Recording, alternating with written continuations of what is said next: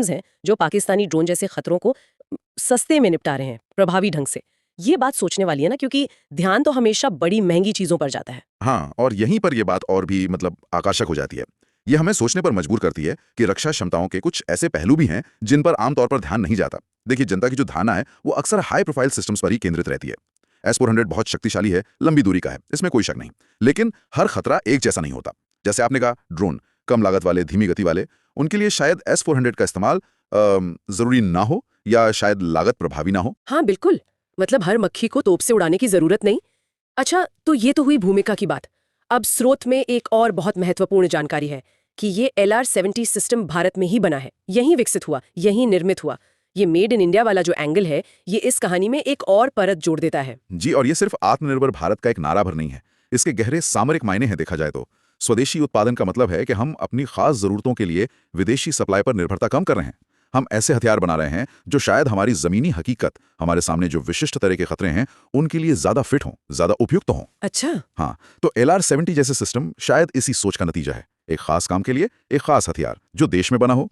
इससे पैसा भी बचता है, जाहिर है, और सप्लाई चेन पर क्या कहते हैं, हमारा नियंत्रण भी बढ़ता है। तो क्या हम ये समझें कि रक्षा योजना में अब ज्यादा ध्यान ऐसी खास जरूरतों वाले स्वदेशी सिस्टम्स पर देना चाहिए, बजाय इसके कि हमेशा सबसे बड़े, सबसे महंगे सिस्टम के पीछे ही दौड़े? देखिए, ये एक बहुत जरूरी सवाल है। S-400 जैसे जो बड़े व्यापक क्षमता वाले सिस्टम हैं, उनकी अपनी जगह है। वो रणनीतिक निवारण के लिए, स्ट्रेटेजिक डिटरेंस, और जो बड़े खतरे हैं उनके लिए जरूरी हैं। लेकिन ये स्रोत हमें याद दिलाता है कि एक संतुलित रक्षा रणनीति में ना हर स्तर के खतरे के लिए सही समाधान होना चाहिए।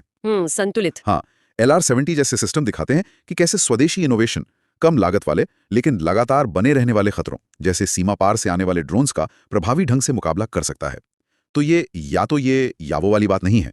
असल में एक लेयर्ड यानी परत दर परत रक्षा बनाने की जरूरत है, जिसमें हर सिस्टम अपनी भूमिका निभाए। समझ गई, मतलब पूरी तस्वीर देखनी होगी, सिर्फ हेडलाइंस नहीं। तो इस चर्चा से जो एक मुख्य बात निकल कर आ रही है वो ये है कि रक्षा की दुनिया में कहानी का एक बड़ा हिस्सा अक्सर उन सिस्टम से जुड़ा होता है जो खबरों में कम दिखते हैं। स्रोत LR-70 को एक विशिष्ट काम, खासकर पाकिस्तानी ड्रोनों को रोकना के लिए एक महत्वपूर्ण स्वदेशी और लागत प्रभावी समाधान के तौर पे पेश कर रहा है। ये दिखाता है कि असली असर, असली प्रभावशीलता हमेशा सबसे महंगे प्राइस टैग के साथ नहीं आती। बिल्कुल सही कहा। और ये हमें एक गहरे सवाल की तरफ ले जाता है कि हम अलग अलग रक्षा उपकरणों की असली कीमत, उनके असर का मूल्यांकन कैसे करें, खासकर उन सिस्टम्स का जो हमेशा लाइमलाइट में नहीं रहते।